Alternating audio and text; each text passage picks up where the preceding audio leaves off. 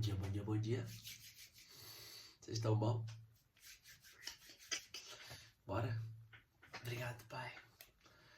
Obrigado, Senhor. O Senhor é bom demais. Eu tenho aprendido coisas que eu nunca imaginei aprender na minha vida. Obrigado, Senhor. Nossa, coisas de terceiro, quarto, quinto nível de pensamento para saber lidar. Muita reflexão, velocidade na reflexão e bora. Obrigado, Senhor. Se você tá passando por um momento que tá punk, leva pro próximo nível de pensamento.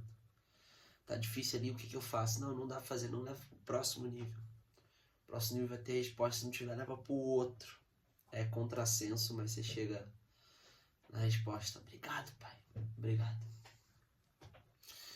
Bora. Dia 6 de setembro, sexta-feira. Aproxime-se de Deus. Vamos lá. De fato, até o dia de hoje, quando Moisés é lido, um véu cobre os seus corações. Mas quando alguém se converte ao Senhor, o véu é retirado. Peraí que está meio torto. 2 Coríntios 3, 15 e 16. Após libertar o povo da escravidão no Egito, Moisés, durante sua jornada rumo à terra prometida, por várias vezes subiu ao monte para conversar face a face com o Senhor. A glória dessa intimidade com Deus era tão grande que a face de Moisés resplandecia, de modo que as pessoas mal conseguiam olhá-lo. Por esse motivo, Moisés passou a andar com o véu no rosto. Mais tarde, o véu foi utilizado para separar o lugar santíssimo, o lugar onde Deus falava individualmente com o sumo sacerdote. Então, veio Jesus e o véu do templo foi rasgado de alto a baixo, permitindo a todos nós gerar a mesma intimidade que Moisés e vários outros profetas do Antigo Testamento tiveram. O caminho até o Senhor foi pavimentado pelo sangue de Jesus. Por isso temos livre acesso. Não se trata do que fazemos, mas da graça imerecida em nosso favor. Você se sente impedido ou constrangido de se achegar a Deus? Isso é porque o pecado é o estorvo para mantermos em plena comunhão com Ele. Mas saiba que Cristo deseja revelar toda a sua glória em nós e vê-la totalmente refletida.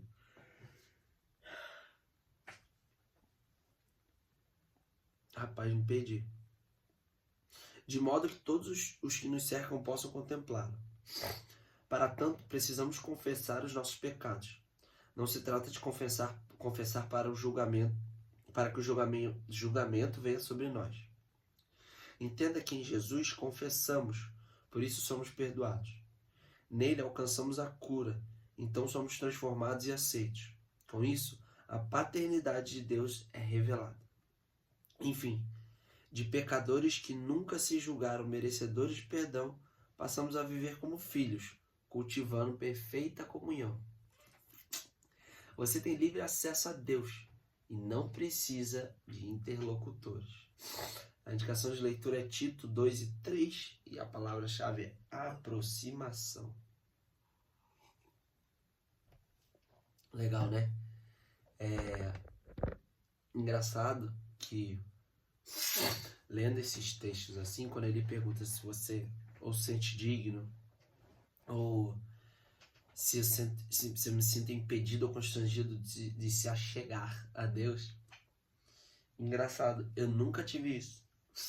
Agora eu não sei se é porque eu não tive uma base de alguma religião que pudesse criar impedimentos na minha cabeça de que só poderia acessar através da igreja, ou não, ou é coisa minha. Então, eu nunca criei isso. Quando eu soube que era possível, né, que eu, conforme eu fosse falando, eu ia conseguir começar a escutar e entender, aí eu só pratiquei, né? Eu fiz um curso uma vez, durante um ano, e essa pessoa, um cara fantástico, ele nos ajudou a identificar, né, como que ele fala, a forma e tudo mais. E eu fui praticando, fui conversando e foi ficando muito claro. Tem épocas que fica mais claro, mas eu sei que ele está sempre comigo. Então, assim, eu acho que a melhor forma da gente poder chegar nesse intuito de entender, como é que eu vou dizer, tá claro, porque era engraçado que no começo, quando não tava claro, eu ficava me perguntando, é coisa da minha mente? Eu tô inventando? Será que foi? Será que é da vontade dele?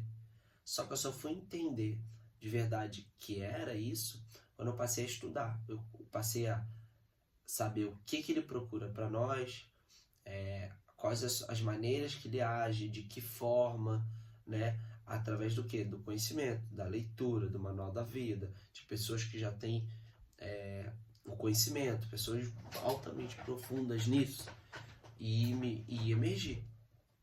Que é a mesma coisa, o cara que... Como é que eu vou explicar isso? O cara que sabe surfar, né? Só que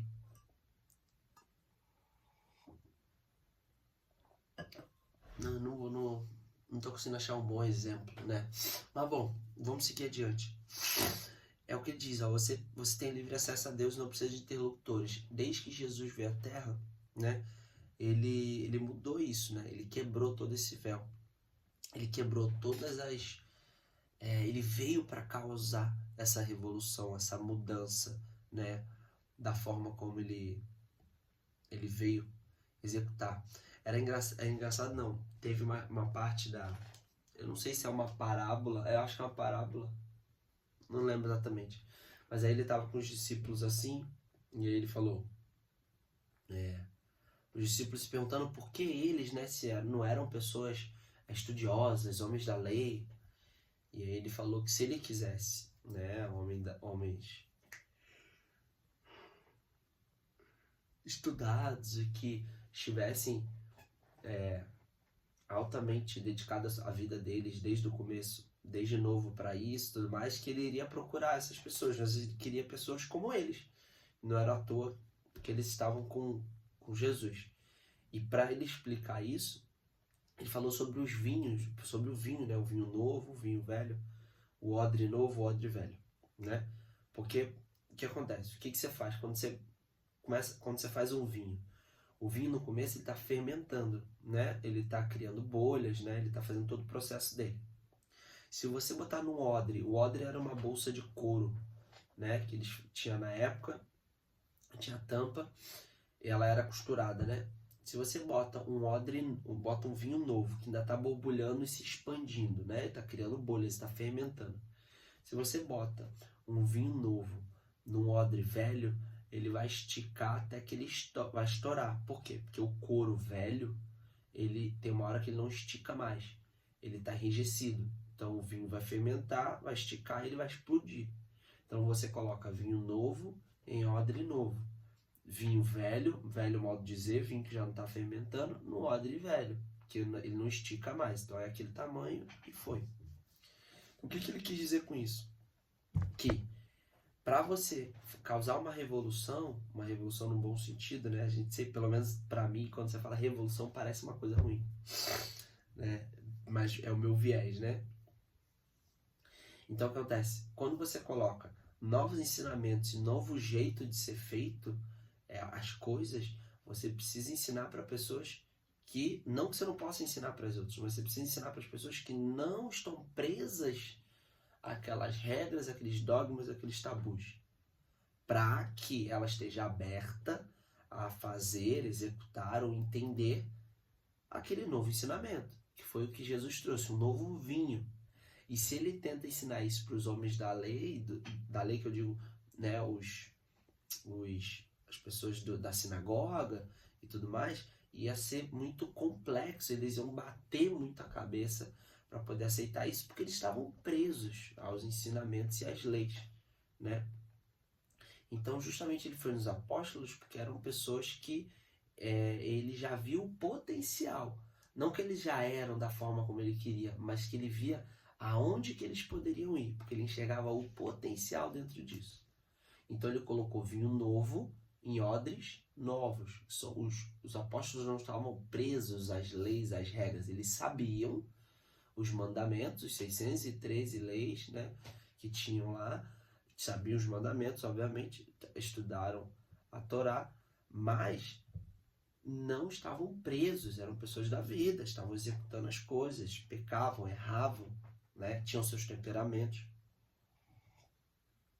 Mas Jesus já sabia do potencial, e para a missão dele ser cumprida, ele precisava do potencial dos apóstolos, para onde que eles iriam, o que eles poderiam executar. Então ele colocou justamente isso. Então, voltando à história, você que não tem tanta base, você que não tem, né, não está preso a isso, aproveite isso. Isso é um benefício enorme. Eu sinto que hoje eu tenho um benefício enorme por eu não estar preso em certas coisas. Tem a parte ruim que me traz um pouco de deficiência, de não saber muita coisa teórica, mas isso aí a gente pode compensar estudando, mas me dá uma facilidade de o quê? Aprender coisas novas e estar aberto. De aprender como que a gente pode anunciar as boas novas, falar sobre o reino de Deus de uma forma como Jesus nos trouxe. Jesus nos trouxe dessa nova forma e não estar preso, né, enrijecido em cumprir leis, mas muito mais estar cumprindo a moral, a ética, do que cumprir a lei de olho fechado, né? Então aproveitem. Agora, quem não, que possa se abrir, né, e aproveitar todo o aprendizado que já tem sobre isso, toda a base, para que isso possa complementar e a gente possa ir além e não estar preso nisso, tá? Então, como diz hoje, aproxime-se de Deus. Da forma como você tem, com base ou sem base, a gente tem que usar a melhor forma disso. Convergir nas nossas opiniões. Você que tem uma base, você que não tem, qual é o nosso ponto de convergência? Não na divergência, não na briga. Ah, eu tenho, você não tem, eu contei coisa nova. Não. Qual é a convergência disso? Opa, você tem a parte teórica, me ajuda? Eu não tenho. Eu tenho, eu estou aberto a outras coisas, me ajuda? E um completa o outro. E assim a gente se ajuda. Para ter um resultado, qual é o resultado que a gente mais quer? Se aproximar dele. Para poder escutar a voz dele, saber o que ele quer para sua vida e justamente ajudar outras pessoas para estarem no mesmo caminho. Então a gente converger, né, nas nossas dificuldades, nas nossas necessidades, nas nossas facilidades. Então esse é o intuito, a gente pegar isso tudo e trabalhar em conjunto. Tanto que os apóstolos eram pessoas totalmente diferentes, né, que tinham todos os seus erros, né, todas as suas difamações e tudo mais, só que Jesus já viu o potencial dela. Então justamente a gente olhar para o outro e ver o potencial que tem naquela pessoa e não olhar para quem exatamente ela é ou foi e julgar, mas sim olhar para frente, o que ela pode ser, qual o potencial dela. Assim, essa visão mais amorosa sobre foi como Jesus veio revolucionar. E assim a gente consegue ir mais longe. Tá bom? Então, um beijo para vocês e amanhã tem mais.